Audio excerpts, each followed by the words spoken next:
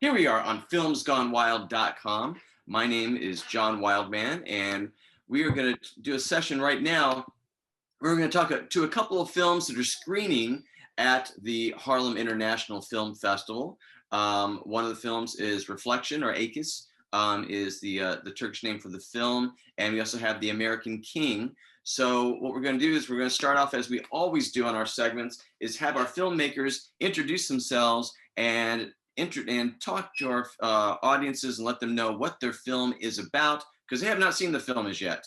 So Adah, let's start with you with American King. Introduce yourself and tell us about the film. Hello, John. Good morning to everyone.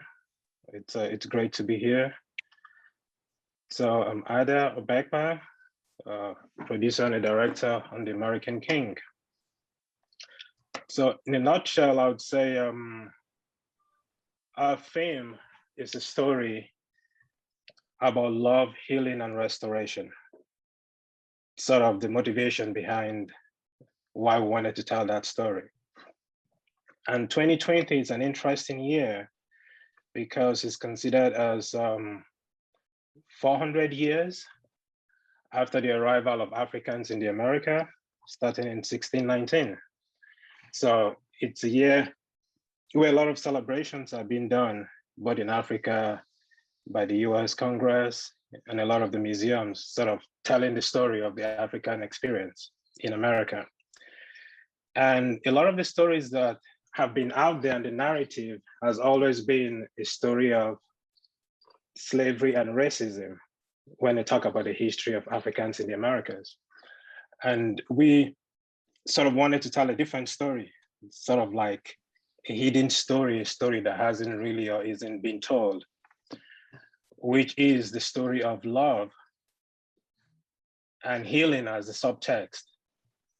You know, a healing and a relationship sort of between the Blacks and the whites in America, right from the founding.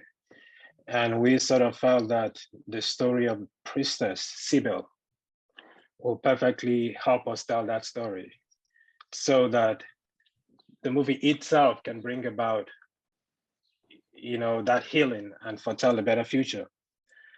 So I'll give you a good analogy. It's sort of like, I mean, the film talks about a Black man who discovers that he's king. You know, it's a story everyone can relate with. But just imagine someone wins the lottery and goes to pick the check and realizes that the money has always been his. So it's the narrative that we wanted to tell with our story.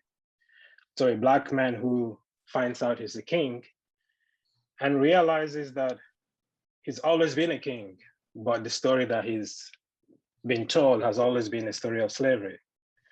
So we sort of wanted a comedy and a historical film that brings about, you know, healing and uses love and the story of a priestess, you know, to make that happen. And a lot of humor. And yeah, let's not lead our audience astray. It is a funny movie too. And Joan, you're also a part of American King. And what did you do on the film? Hi everyone, I am Joan McCarthy and I'm a producer. I've been working with Adah for a few years now, and I definitely had the pleasure of being a producer on this film and a writer at some points. And it's been a wonderful experience. A lot of learning, a lot of different ways to just growth on this film. And the film has in common with Reflections, it is very much about fate, but approached in a different style. So tell us about Reflections and introduce yourself, please. I'm Ilker Savaskurt. I'm coming from Istanbul, and this is my second film in Harlem Film Festival. Previously, I had a prison film in 2017.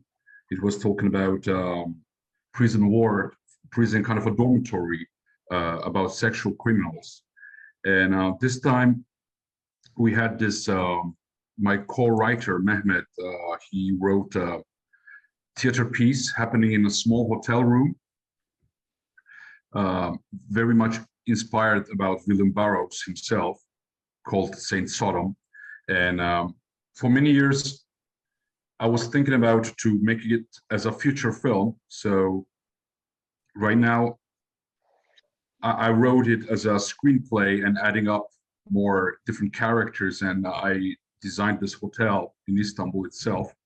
And for basically our very much feeling to this, making this film, especially the film, it's my first English-speaking film, and to bring together American and European actors together, and they're coming along in a remote Istanbul hotel in a very kind of a touristic area. And this character, Sodom, coming from the Old Testament, very much inspired about William Burroughs himself, American writer. And it's between fantasy and kind of a black comedy, and coming all together to kind of a purgatory feeling happening in one night, to asking questions about himself, and like mixing a lot about the American literature and the Turkish literature. So at the end, I cannot say as, because previously I was doing a lot of kind of movies with the social context, you know, like especially about the problems. But this time I wanted something more entertaining. I don't know if you guys entertained enough when you were watching the film, but so that was the piece about, that was our feelings about the reflection. Well, you know, it is, and it is, of course, by its very nature, very surreal. It's also, you know, that, you know, there is a an ominous sense of foreboding, but there's also a you know, a comedy, a sense of comedy about it, even though you have you know, a number of characters that, you know, that are clearly you know, not in a happy place, and Mm-hmm. So it's interesting. And my first question to you about that is, when we're balancing say 2 or 3 different storylines like that in a film, sometimes what you can find is that, you know, as you're shooting, and then when you get into the editing of the film, that one storyline kind of becomes a little bit more compelling than the others. And so then it weighs on you as the filmmaker to strike the balance. And so I would love for you to talk about, you know, how you went about that, and, you know, and how you, you know, as you were, again, in the shooting process and also editing, you know, kind of making sure that it didn't become all about, like, you know, one couple or one family as opposed to the other, you know, as you initially designed. Talk about that. Yeah, I mean, this is my second feature film, and basically on the writing the script process, with my co-writer, we writing a long storylines and different layers of the characters, because basically for me, a prison or hotel or school or a company itself is, or a neighborhood, it's kind of the same kind of structure. So I like to express a lot of characters and a lot of emotions. But that's why, like, on the first rough cut, it was around like a 3 hours film, and previous one was like that too. So not surprising. I'm doing the editing myself too. So basically, what I'm trying at the end, to not to have real main characters who's having the kind of a leading role. That's why I heard a lot of kind of comments, people telling me it's kind of like having this kind of a documentary kind of a feeling, because it's kind of we're witnessing some kind of different characters, but at the end there's not real hero or leading actors. So because my feeling is it's easy to especially with the rich characters, with kind of like a funny ones or the bad guys or stuff, it's easy to get manipulated and follow one storyline. And what I'm always trying to do is like having the audience being in between. So basically, I'm letting them choosing what to feel or what to not. I'm not trying to create kind of a, okay, this is the bad one, this is the nice one, or this is the funny one. So that's why I'm trying to kind of having a balance on a storyline on the editing table. Got it. I cannot imagine who would say it was like a documentary unless it was a documentary shot by the Twilight Zone, Ilker, frankly. And to your credit on that. All right, let's talk about The American King. And The American King, you know, it's funny as you describe, you know, it's about love and forgiveness and acceptance, and yet it's a wacky, silly film in so many ways. I mean, you know, I was thinking about, you know, the Richard Pryor Brewster's Millions film and the John Goodman's King Ralph. As I was watching it, there's a grand comedy, because it's obviously played very big, which when you're dealing with, I think, a comedy that's kind of bridging different cultures, you almost have to go big, because that's one of the things that unifies us all, correct? And so I would love for you, for both of you, to talk about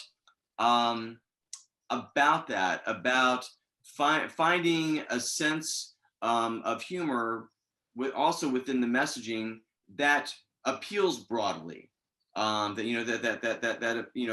literally appeals across shorelines, across oceans. So I'd love for both of you to address that. I think you nailed it on the head. It does appeal to everyone. Comedy, and that was our goal, is that we knew we had a story that we wanted to be told, and we knew this story needed to be told, and we wanted to encompass everyone, and we wanted everyone to be able to relate to it. And comedy is definitely a way to, horror is not going to be, your genre for everyone to relate, but comedy, most people know that there's comedy in your life every single day, and there's drama in your life. And so we wanted both of those aspects in our film. But big comedy is fun to watch as well. Adah? And Adah, as a director, talk about how because you're steering the actors along. You're making sure that they're hitting the notes in the right way, because what I think is funny may be different than what you think is funny, maybe different than what one of your actors think is funny, and yet you as a director, you've got to get everybody on the same page. So talk about your process and how you executed that. All right, it's interesting. This is my first film, and my background, I'm a physician, so I came into this more from the point of view of a doctor who is thinking about healing the community or healing people. So approaching it that way, we sort of wanted to, go in a direction that people can relate with. And two good films that we had at the back of our mind was the first, Coming to America, which was a very, very funny film, probably one of my best. But it was done in such a way that the audience could easily relate. It was almost like the first time introducing Africa to the Americans. Eddie Murphy did a great job with that. Then recently we had the Black Panther, which was a story that was mythical, but then it had the historical relevance that a lot of Black people all over the world could connect to. So we now wanted to sort of, bridge that, a very funny comedy, Coming to America-like, then component of it that talks at the heart of people, that actually brings the healing, so turning the pain of slavery into the victory of a king, of being royalty, so, and in approaching it, of course, we wanted the film to be as natural as possible, the actors to be themselves, Akon literally just being Akon, then the others basically just being themselves. So really, Black people from across the continent, from Africa and from the Americas, just expressing themselves in a way that people can connect to them. Then, of course, bringing the white characters in that tells us that there is a love connection between Black and white. right now, 400 years ago, 1,000 years ago. So why don't we tell the story of that love and that healing? So that was sort of the real approach to it. So not recreating the wheel, but leaning on other films that people have connected with well, so that we can, it's like giving a bitter pill with sugar or honey in it. So the whole idea is the film is a medicine, but then it has to be sweet for it to bring that healing. And that's the approach we used. Well, that's sort of like.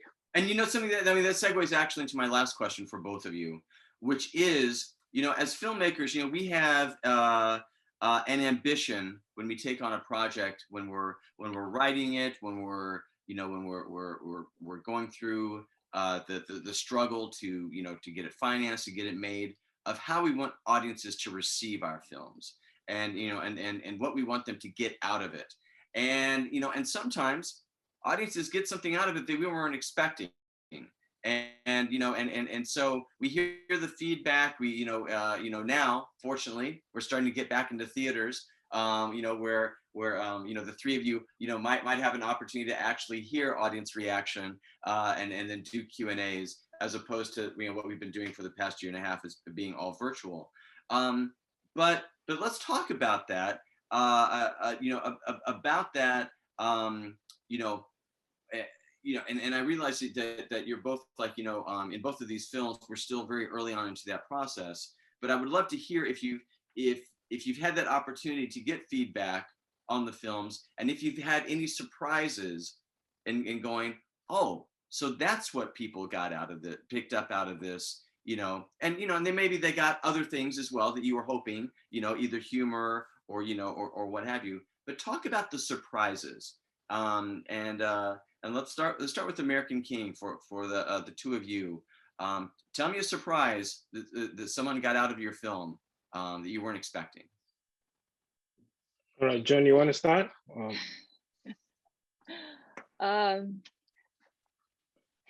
These surprises. I think the main thing that we heard was Akon can act.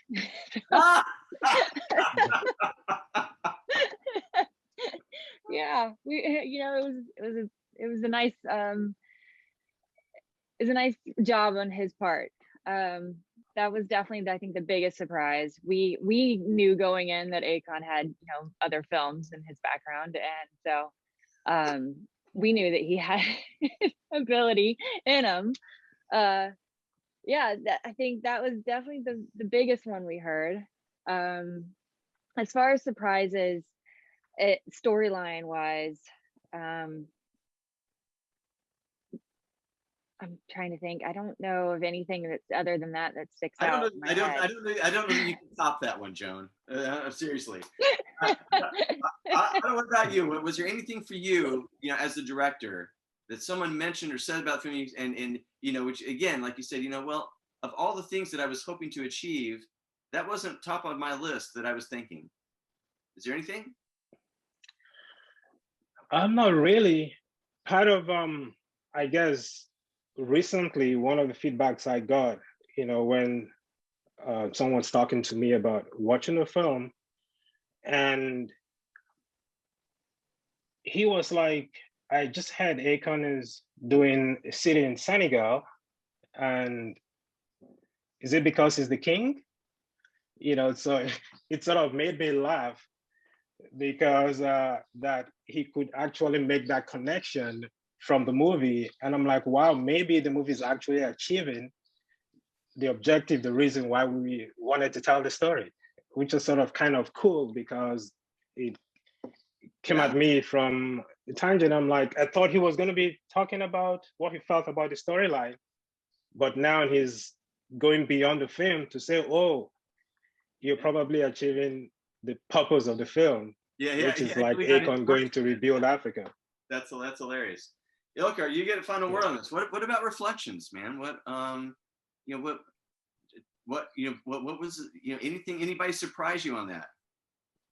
Yeah, I mean, like with the reflection, basically, all of this kind of, not a surprise. Basically, I was kind of expecting that, especially in Turkey, because this is the premiere, kind of a world premiere in Harlem, and then it's going to be in the Balkan countries as Sofia. Then I'm going to bring it to my own country, but like several kind of filmmakers and film critics was watching the film, and they were like, the first question they were asking me, like why you did this, you know, basically they were expecting some kind of a different kind of a storyline and different kind of a story me to bring on table.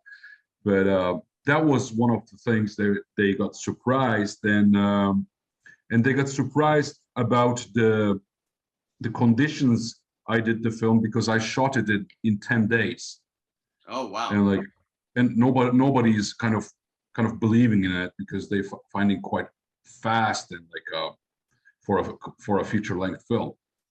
Yeah, that it is. I mean, even though it's, you know, it's basically, you know, 1 or 2 sets and it's pretty interior, that's still quick. Holy crap! All right. Well, listen.